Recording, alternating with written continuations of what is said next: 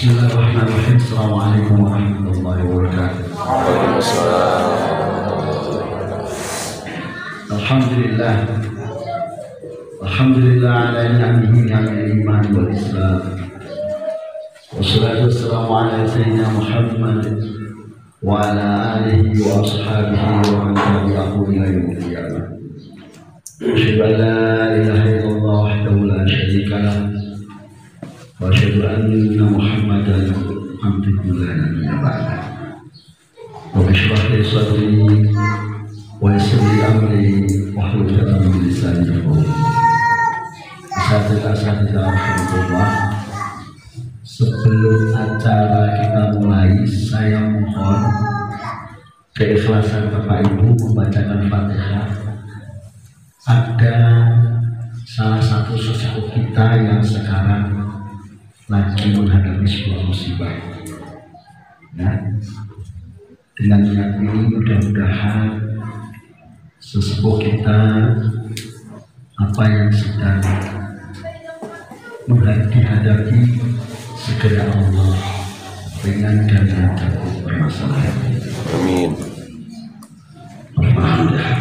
Alhamdulillah.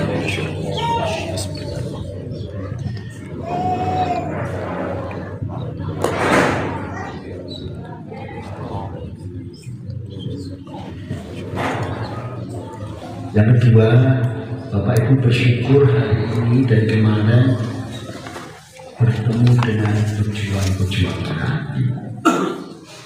Dan terus saya sampaikan bahwa Pak Tony itu hafal Quran 30 juz, termasuk nanti siang Pak Hadir hafal Quran 30 juz. Bersyukurlah ketemu dengan orang tua. Selain Pak Jo hari ini hafal Quran 30 juz, beliau ini ahli IT. Mesti kita akan belajarnya di Amerika. Dia hafal Quran, ahli IT. Pak Hadir hafal Quran, tapi dia ahli filologi. Filologi itu apa sih? Akar kata bahasa Arab, dia jago. Dan kedua, dia sangat menguasai tasawuf. Maka nanti siang kalau ketemu dia jangan dilihat dohirnya ya itu bercanda gitu lah, tapi isinya. Dan yang ketiga, saya ingin menyampaikan begini, bahwa pada tahun kedua Hijriah bulan Rajab, Rasulullah mengirim syariah pertama. Syariah itu apa? Tim mengintai. Jadi Rasulullah hijrah tahun kedua bulan Rajab, dipilihlah ketua rombongan dari 9 orang. Tapi ini cerita ini saya baca yang meriwayatkan Anas bin Waqqas. Yang ditunjuk Rasul adalah Abdullah bin Jahsy sebagai pimpinan orang. Abdullah bin Jahsy itu punya saudara Zainab bin Jahsy, istrinya Rasul, punya saudara Hannah bin Jahsy, istrinya Mus'ab bin Umair. Rasulullah mengatakan begini, kenapa kalian saya kirim ke Nahla? Nahla itu antara Madinah dan Taif, untuk melihat bagaimana kekuasaan kaum kafir Quraisy. Sengaja dipilih bulan Rajab agar tidak terjadi pertumpahan darah. Sengaja jalannya lewat utara, tidak lewat tenggara, karena Rasul tahu ini jauh dari kekuasaan Islam. Walaupun terjadi pertumpahan darah, tapi saya tidak mau cerita itunya. Jadi Rasulullah menulis surat kepada Abdullah bin Jahsy dan rombongan mengatakan begini, ini surat jangan kamu buka kecuali setelah meninggalkan Madinah 3 hari 3 malam. Kamu lewat sini aja. Setelah 3 hari 3 malam di pertengahan jalan baru dibuka. Ternyata suratnya berapa ekor kaum kafir Quraisy memotong sapi. Hubungannya apa? Jadi satu ekor itu rata-rata dimakan oleh 100 orang. Kalau 3 ekor berarti mereka 300 orang. Itu tak perang. Kedua, jangan terjadi pertumpahan darah dan sebagainya. Terus ada 4 poin. Poin terakhir ada begini. Kalau kamu atau salah satu anak buah kamu ragu dengan misi ini, balik ke Madinah. Sebab kata Rasul, dalam satu tim kalau ada 1 orang ragu, misi ini akan tidak tercapai. Apa hubungannya dengan kiranti? Jadi Bapak Ibu, kalau ragu dengan kiranti, silahkan lapor sama panitia, minta uang balik, pulang mulai hari ini. Gak usah diterusin kegiatan. Kalau Anda nggak yakin, ini pesan saya. Yang kedua, qala Rasulullah SAW, ya Abu Hurairah, ta'allama al-Qur'ana wa 'allamahu an-nas, wa la tazalika dzalika hatta ya'tiyaka al-maut, wa in ataka al-maut wa anta kadzalika tahujjul malaikatu 'ala qabrika kama tahujjul mu'minina ila baitil maqdis. Jadi Rasulullah mengatakan gini, hai Abu Hurairah, belajar ngaji. Kalau kamu udah bisa ngaji, ajarkan kepada orang lain. Wala tazalu kadzalika hatta ya'tiyaka Allah. Kalau kamu ngajar ngaji dan ngajar ngaji dan ngajar ngaji sampai mau datang, maka para malaikat bergemuruh, bergerak setiap saat, setiap detik di atas kuburan kamu, sebagaimana umat Islam setiap saat, setiap detik Allah di masalah. Jadi kalau jenengan semua yakin dengan Quran, ajar ngaji, nggak usah ragu, nggak usah nengok kanan kiri, rezeki akan datang. Sekarang yang sudah punya anak, siapa namanya? Misda kan udah punya anak. Sorry yang lain nggak kenal ya, karena dia orang lama, 10 tahun yang lalu. Misda, dan semuanya. Satu lagi sama. Dan dia paling bagus bacaan. Bukan gara-gara kita, tapi guru waktu dia kecil yang bagus. Jadi orang kalau bacaan bagus itu kan guru kecil yang bagus. Nah dia guru kecilnya siapa saya nggak tahu. Misda semuanya. Anaknya sekarang berapa? Seandainya, seandainya anak pertamanya sakit, diperiksa dokter di tetangga, wah ini harus rujuk ke rumah sakit, bla bla bla bla. Seandainya coba. Kebetulan anak harus ke rumah sakit, harus ada uang dan sebagainya. Dan hari itu duitnya tidak sampai. Kalau Anda semua selaku orang tua, apa reaksinya, sikapnya terhadap ini? Anak sakit harus masuk rumah sakit dan harus ada uang. Gimana caranya? Halo, ini ibu udah punya anak kan? Doa. Kedua, nyetlok. hah? Ya, minjem uang. Oke, pokoknya biar anaknya sembuh. Pinjol. Anak-anak kita sakit, maka kita cari duit, minjem ke sana kemari biar bisa bayar rumah sakit. Rumah sakit sekarang kan biasa masuk pakai BP. Nah, guru ngaji ahlullah wa khasatuh. Kita itu keluarganya Tuhan. Masa Allah nggak memperhatikan kita? Tapi syaratnya kita harus hakul yakinnya alamnya. Kalau hanya ya udah, nggak ada dah. Jadi kalau kita yakin hakul yakinnya alamnya, insya Allah rezeki ada. Saya ikut ngaji ke Mekah sudah 9 kali, haji 3 kali, umroh 6 kali. Itu gimana saya? Kenapa bisa? Panjang ceritanya. Pokoknya yang penting kalau ente yakin, aku yakin, gampang lah.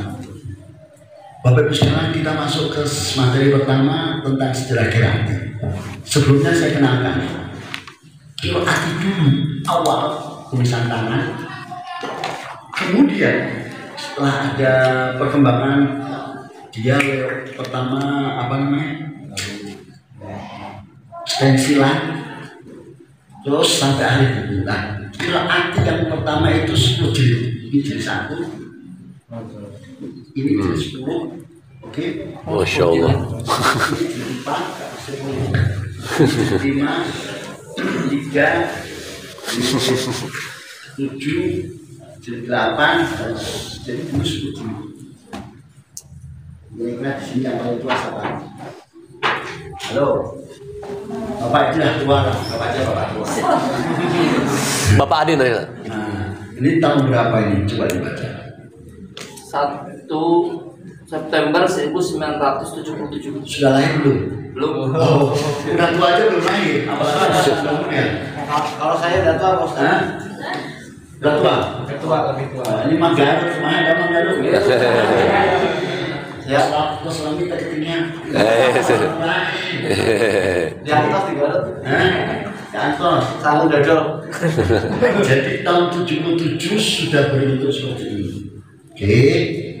Terus berarti ada yang ini sebelum masuk ke materi ya. Ada yang majlis. Ini untuk anak usia SD. Oke. Ada 4. Ini panitia nanti saya minta peraga ya. Terus ada buku 3 jilid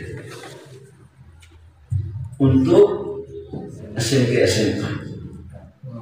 Terus ada buku yang 6 jilid. Dulu ada buku 2 jilid buat mahasiswa, tapi kurang berhasil. Kecuali anak cerdas, saya pernah pakai itu ngajar mahasiswa di rumah saya. Ustaz, nanti ada peraga ya. Halo. Ada sih.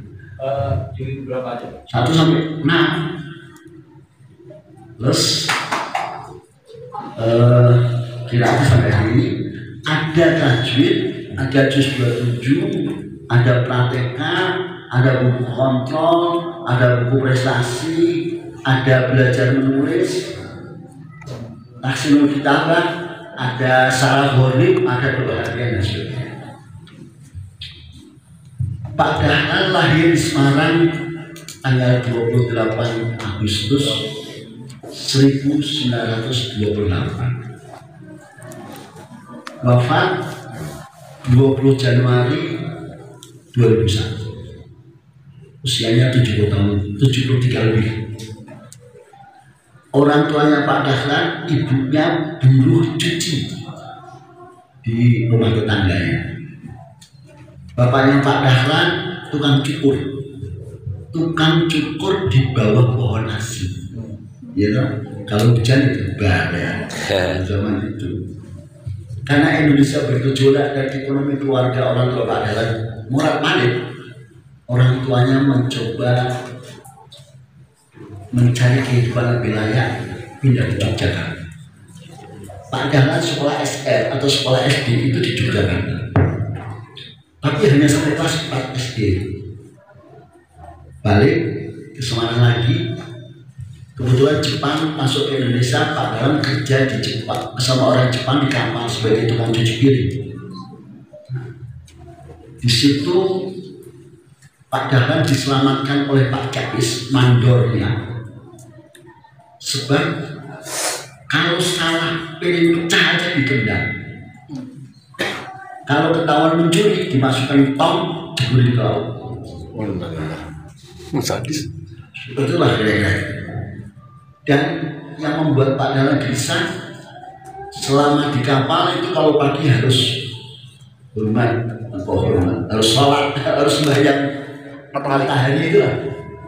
Ya tapi dilakukan dan harus cari nafkah. Allah menakdirkan Jepang di Indonesia setahun karena perang Dunia II, Jepang kalah. Nah, kemudian Pak Dahlan mulai dagang dengan cara mengasong. Itu usia 14 tahun. Ya sempat kerja sama omnya, begitulah bidangnya. Dagangannya itu kebutuhan rumah tangga. Jarum, ya benang, ya kayu gitu lah. Keset, ya pikul dagangannya. keluar masuk kampung sambil bawa botol beling isinya air putih buat kalau haus di jalan. Kalau haus airnya habis ya masuk musola pakai air minum gitu.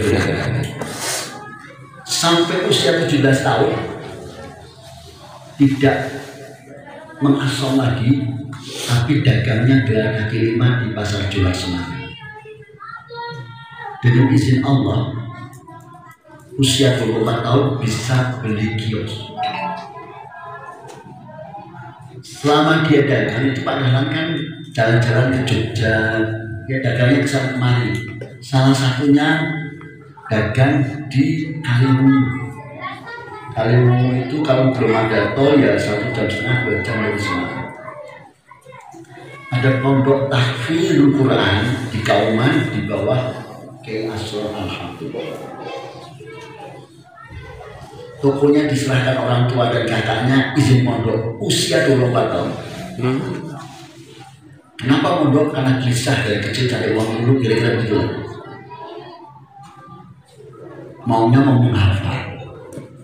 Sampai pondok namanya udah hafal 5 juz, 10 juz, 15 juz. Padahal belum bisa. Ini yang cerita saat saya wawancara dengan Kiai Tufuri. Kiai Tufuri itu teman pondoknya Pak Dahlan, orang Brebes. Saya ke rumahnya, dia cerita begini, Pak Dahlan itu guru dan sering kena hukuman. Hukumannya kalau nggak mau WC memenuhi kolah. Jadi masjid zaman dulu itu kan pakai kolah, tahu kolah? Jadi pakai kerekan gitu. Di sini tadi saya lihat tuh di jalan masih ada semua pakai kerekan. Tadi. Kok sekarang kata Pak Tufuri, aku kok jadi anak buahnya Pak Dahlan? Padahal dulu Pak Dahlan itu guru. Jadi Pak Dahlan membaca surat Fatihah dinyatakan lulus itu setelah 3 bulan. Mondok. Jadi ente kalau belajar qiraati ketemu bisnya 2 kali 3 kali lulus mah gampang. Pak Dahlan 3 bulan Fatihah doang.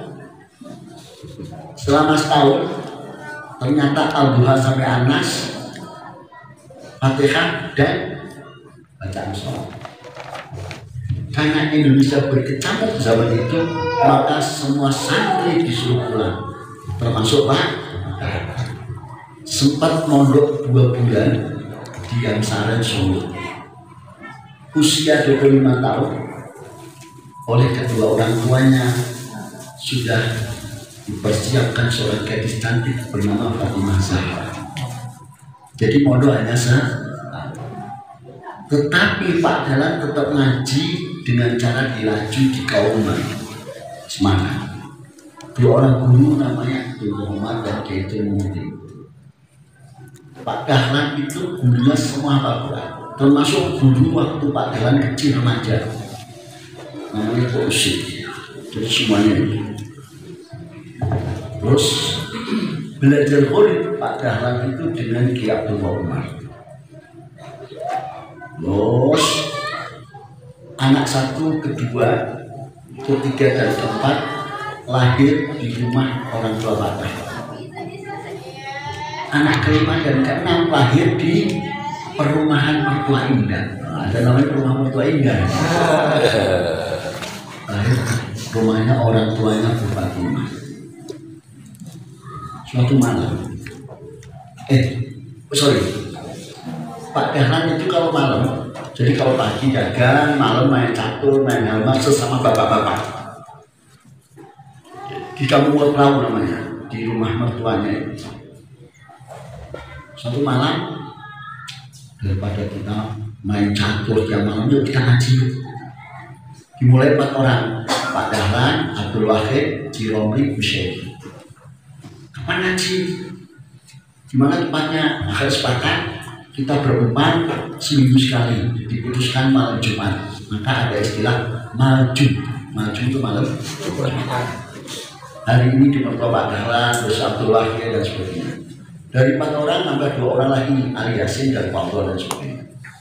Dari situlah Pak Dahlan mulai merasakan kok teman-teman bapak-bapak itu kok baca Qurannya berodal-dal. Nah, berodal-dal tidak mencoba, tidak merata. Kegelisahan itu terbawa terus sampai suatu hari habis makan malam di atas divan, padahal ngomong sama Bu Fatimah, tim panggilan saya ini tim yuk doain mudah-mudahan Allah ngasih rezeki dan kita bisa turun. Dan aku kepingin tetangganya belum ada guru ngaji. Itu tidak poinnya. Kalau orang Jakarta cari rumah apa? Rumahnya di kolam renang. Rumahnya ada kolam renang apa? Rumahnya di stasiun apa? Itu orang Jakarta. Kalau Pak Dahlan, mudah-mudahan tetangganya belum ada guru ngaji. Nah, ini titik poin. Tahun kedua bisa di rumah, kemudian ngajar ngaji pakai Baghdadiyah. Tahu Baghdadiyah? Ya. Alif Fatah, Alif Kasoi, Alif Umatu, itu.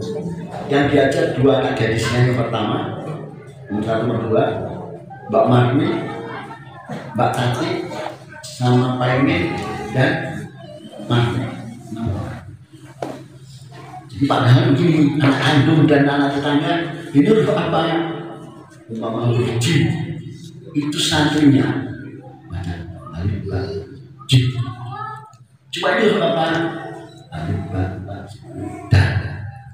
Coba kan ini huruf apa? Alif Ba Jim. Jadi tahu sin, tahu dan, tahu jim, bila harus ada huruf.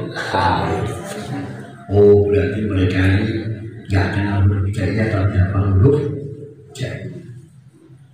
Mulai hari ini di pasar Johar cari metode baca Quran itu tahun 63. Ada beberapa buku contoh. Mana Bapak tuliskan sini? Waduh, dari kemarin ngumpet-ngumpet begini. Alhamdulillah. Kenapa mereka berdua bangun? Tidak saya suruh langsung geser. Dia bukan dididik oleh sekolahan, tapi dididik oleh orang. Orang yang punya kepekaan sosial itu orang tuanya yang bagus. Oke, dari beberapa metode supran kasiron. Ada satu buku itu gambarnya begini.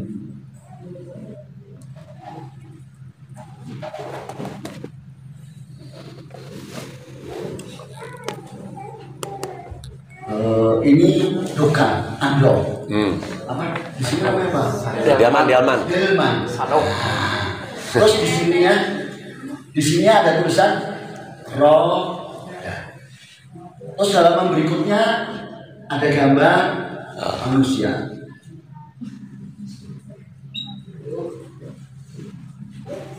Terus di sini ada panah dan saya ngajar ngaji kok ada gambar-gambarnya. Oke, ya nanti kesentuh-sentuh bahaya ya.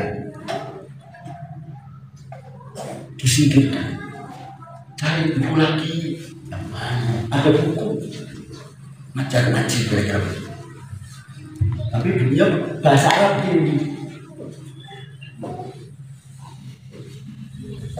Baju di toko.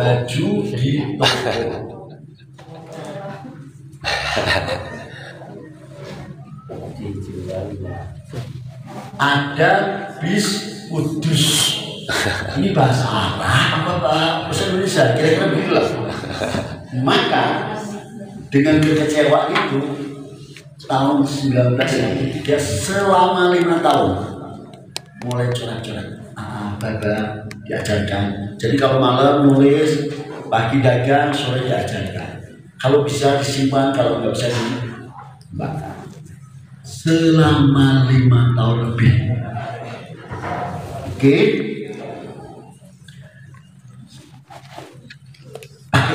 Pakai otak kira-kira apa dasar kira-kira gitu.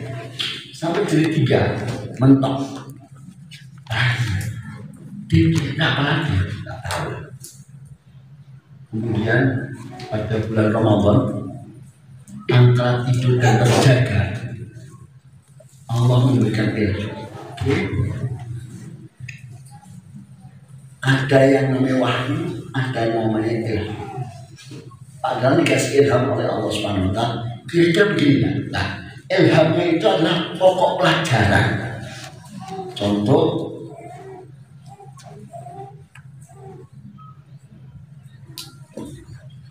jadi cerita ke atas. Ininya yang padahal dapat. Dalam malam itu dapat gambaran. Malam itu juga aku nemu yang tak cari. Langsung duduk ditulis pokok pelajaran. Adapun potongan ayat itu Bu Fatimah yang mencarikan karena Bu Fatimah itu jebolan madrasah. Jadi madrasah zaman itu kan bahasa Arabnya bagus lah ya, nggak seperti sekarang. Nah, Bu Fatimah dia nyari potongan ayat. Kata Bu Fatimah yang paling sulit kan begini, padahal penting. Tim carikan potongan ayat sekian. Ada ikhwan, belum ada itu hubungan, belum ada itu hati, belum ada itu susah. Jadi kalau anak-anak tidur malam, bapak sama ibu cari kira-kira begitu. Itu perjuangannya selama 5 tahun. Dan dulu ngajar ngajinya itu anak-anak tidak seragam dan remaja, SD lah. Maka celana pendek, pakai sarung, tidak pakai jilbab dan sebagainya. Awal ngaji itu di teras. Suatu hari ada guru madrasah Islam namanya Ustaz Junaid. Pada Isya lewat, Ustaz Muhammad Ustaz, tapi itu masih tulisan tangan ya. Saya punya buku buat ngajar ngaji. Kira-kira kasih nama apa ya? Dia lihat-lihat kiroat. Artinya apa Ustaz? Bacaan itu di rumah pada Isya. Pak Dahlan itu kalau subuh sholatnya di Masjid Pokojan kira-kira 2 atau 3 km pakai sepeda ontel. Kalau duhur sama asar itu di Kauman di Pasar Johat. Kalau maghrib sama isya di musola dekat rumahnya. Jadi dari rumah Pak Dahlan ke Pokojan itu kira-kira 2-3 km. Lah inti rumahnya sampai yang musola sholat kok malas. Saya potong ya, sebelum saya terusin ya. Ada sahabat namanya Syambah. Syambah itu kalau sholat mojok. Kalau ditanya Rasul, pokoknya aku nggak mau ganggu dan diganggu, mau tidur. Setiap sholat 5 waktu dia datang. Suatu hari subuh nggak datang. Tumben sahabat nggak datang. Begitu duhur nggak datang, Rasul, ini kenapa sahabat jangan sakit? Yuk kita kunjungi yuk, siapa yang tahu rumahnya? Jauh, ayo pada asar kita jalan. Sampai rumahnya istrinya nangis. Suami udah meninggal ini ya udahlah, meninggal aja dan sebagainya. Tapi saya sedih ya Rasulullah, kenapa sedih? Kalimat yang keluar saat dia nazar itu kan asyhadu an la ilaha illallah ini. Tapi kenapa kurang jauh? Kenapa kurang banyak? Kenapa kurang jauh? Kan saya sedih. Ini suami saya mau nazar sakaratul maut kok kurang jauh, kurang banyak, apa? Oh ini kata Rasul. Teman-teman, orang pada saat sakaratul maut itu film akan ditunjukkan oleh Allah. Apa saja yang telah kamu lakukan dan besoknya mau ke neraka atau ke surga atau belum apa enggak. Nah suami kamu tuh bilang kurang banyak, kurang jauh itu apa? Kok sedekahnya kurang banyak? Seandainya rumahku lebih jauh dari ini, dari rumahku masjid kalau jauh, maka dia langsung lurus surga. Jadi dia nggak langsung ke surga karena rumahnya nggak begitu. Nah ini rumahnya sampai musola nggak mungkin. Aneh. Ini cerita sahabat. Kembali kepada pada sholat subuh bertemu dengan Ustaz Junaid. Ustaz ini dunia Ustaz Junaid kira-kira lebih 10. Kalau Ustaz Junaid kan sempat lihat di rumah Pak Dahlan. Malam ketemu Ustaz Junaid, subuh saya punya buku, tapi kok belum ada namanya. Tolong kasih nama Ustaz. Dia nyeplos kiroati, padahal bengong kan. Terus bahunya oh itu nggak mau ya, tak ganti kan? Mau Ustaz. Kenapa bengong? Artinya apa Ustaz? Bacaan itu. Jadi Pak Dahlan itu kebetulan Ustaz Supri almarhum ya, untuk meninggal. Jadi gak tahu kenapa dua orang ini kasih nama Kirati Polo. Oke. Pada saat maju tahun 68 di rumah Pak Dahlan, Pak Dahlan ngomongin, Bapak maju tuh kayak NMG kalau sekarang. Oke. Ada urusan begini gitu, tapi tidak satu kelompok. Terus minum kopi itu, saya punya tempat ngaji anak, tapi kok belum punya nama. Tolong kasih nama dong. Masyarakat bilang bawa Quran, bawa tujuan, bla bla bla bla. Ada Kiai Hilal Syaban, Kiai fikih, enggak. Saya usul dan harus diterima. Orang protes, termasuk Pak Lurah Salim. Pak Lurah itu zaman dulu hobi ngaji juga, pada Lurah sekarang. Tapi kalau di QD itu ngaji. Pak Lurah dan Pak Hilal, kita musyawarah, masa usul dengan dosen harus diterima. Kenapa Pak Lurah? Tolong lembaga Pak Dahlan diberi nama Raudhatul Mujahidin. Raudhah itu artinya taman, Mujawad itu ya Mujawad Murad. Kenapa alasannya Pak Lurah ngomong gitu? Saya punya anak 3, Suraya, Melkoni, Mukarram. 3 anak saya ngaji sampai Al-Quran dan bacaannya Mujawad Murad. Jadi sampai hari ini Yayasan Pak Dahlan namanya Yayasan Raudhatul Mujahidin. Sumbang sih Ustaz. Ngaji berjalan. Kemudian Pak Dahlan itu ngaji di dalam rumah dekat dapur, dekat sumur. Salah satu wali murid namanya Kiai Ja'far dan dia hafal Quran, dia muridnya Mbak Arwani. Ada yang kenal Mbak Arwani? Kudus. Mbak Arwani dulu ngajinya di Jogja, Munawar. Kiai Ja'far karena dia hafal Quran, anaknya 2 ngaji dengan Pak Dahlan ngomong, sekarang ngajinya di dalam rumah. Datanglah Kiai Ja'far ke Pak Dahlan. Dahlan, ngaji di luar lah si Arab, masa ngaji di dapur? Pak Dahlan ngomong, maaf Pak, saya diprotes kiai-kiai. Katanya ini kirati haram, macam apa itu zaman itu ya, zaman itu. Karena ini dianggap deviasi, dianggap penyimpangan dan haram dan dosa, padahal membayar takut kan, maka ngaji jalan. Tapi karena Kiai Ja'far adalah hafal Quran dan dia tahu anak kandungnya bacaannya bagus, maka padahal diajar. Daripada begini terus ngaji sendiri-sendiri, yuk sowan ke kiai saya. Kemana? Ke Mbak Arwani Kudus. Sowan mau saya, tapi kalau nggak buku orang mau, nggak usah. Kiai level Semarang aja protes, apalagi ini suhunya Al-Quran. Wah gawat ya. Dirayu akhirnya, pokoknya kesana bawa buku nanti yang ngomong saya. Bener. Mbah, ini Dahlan dari Semarang ngajar ngaji kok pakai buku ini yang 10 jilid. Hebatnya Mbak Arwani, dari jilid 1 sampai jilid 10 setiap halaman dibuka. Kayak sidang dokter kira-kira. Dengan bahasa Jawa, kira-kira bagaimana? Kamu tahu nggak kamu bagus? Jangan bagus ya. Bagus kok nggak tahu. Dan kan mikir, ya itu kalau ngomong kan bersayap. Ini Mbak Arwani muji atau begini Mbak Arwani dengan suara tinggi.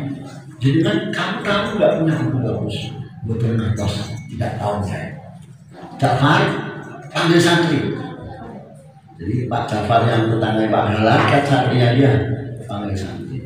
Disaksikan ke Syakron itu sekarang bisanya Mbak Arwani. nih buku kamu bagus di depan santri. Wah, terus kan dia datang lagi, datang ke rumah kamu.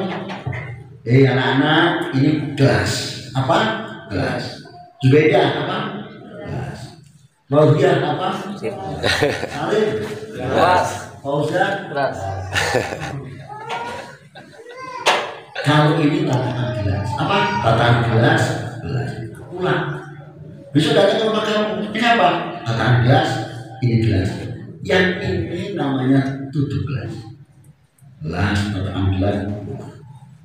Besok datang lagi, tutup gelas, tatakan gelas, gelas. Yang ini meja, kalau tapak meja. Kamu ngajarkan lebih bagus. Perintahnya Mbak Aman kalau ngajar ngaji orang Semarang pakai uang. Termasuk yang buka dulu pakai ya. Pulang di bis, padahal masih belum yakin, enggak pede. Baca apa? Besok saya mau ngajar ngaji di depan rumah. Tapi temenin ya, aku minta temen. Tuh kira-kira 2 minggu, 3 minggu pakai box lagi. Ini haram ini. Nah, dia coba ngomong. Saya sama Pak Dahlan sudah sowan ke Mbak Arwani. Mbak Arwani oke-oke aja. Karena suhunya Al-Quran bilang oke, maka kayak Semarang oke sih. Kira-kira begitu ya. Terus kita berjalan. Padahal itu pedagang. Di pasar Johar ada namanya Saiman. Dia tunanetra, pakai tongkat. Di atas tongkatnya itu ada kaleng dan ada batu kecil-kecil. Orang sana ngaji gitu, minta-minta. Mas, dengan Islam, sholat enggak? Kalau mas saya kan, rumah akhirnya diajak ngomong. Ternyata dia punya ilmu bisa baca braille dan dia punya ijazah mijet. Saya pijet enggak. Pokoknya seminggu kamu 3 kali mandi saya bayar. Uangnya sama dengan kamu minta-minta. Dan mudah-mudahan jangan minta-minta. Dalam belajar braille sama saya. Dari situ mulai Pak Dalam mulai tunanetra yang jalan-jalan itu mulai sampai 11 orang di rumah. Saiman, Abdullah, Safi, Samsualisman, Duyung, Subhi, kira-kira itu. Terus begitu 11 orang nggak cukup, padahal nyewa rumah depan. Potong separuh punya dia, separuh buat itu. Saya kelas 5 sekolahnya siang. Jadi kalau pagi muncul 2, 3, 4 orang ke hotel Pandean. Jadi padahal nyewa hotel, nyewa kamar kira-kira gitu ya. Jadi ini anak-anak ini tunanetra disuruh mijet tamu, terus diajari ini dan sebagainya. Kemudian Pak Dahlan ke Yogyakarta ke Yakartunis. Yakartunis itu Jogja terbalik. Jogja. Ngomong tentang braille, pulang dikasih Quran braille itu 1 jusnya sekian. Kalau 30 juz sudah 1 becak. Jogja. Terus dikoreksi. Kirim surat. Quran Bapak setiap 1 juz salahnya 5. Marah Jogja. Ini Pak Dahlan datang sehari hanya ngoreksi, panggil. Nah ini salahnya nih. Halaman ini yang kolom dituliskan Janu. Wah, dipanggil ke Jakarta. Jadi padahal termasuk salah satu tim lajinan Quran Braille. Allah memberi anugerah padahal bisa baca Braille dan tulis. Cuma kalau tunanetra pakai ragaan ya padahal begitu lah kira-kira. Kalau orang tadi ya bisa baca, kalau tunanetra kan bisa baca.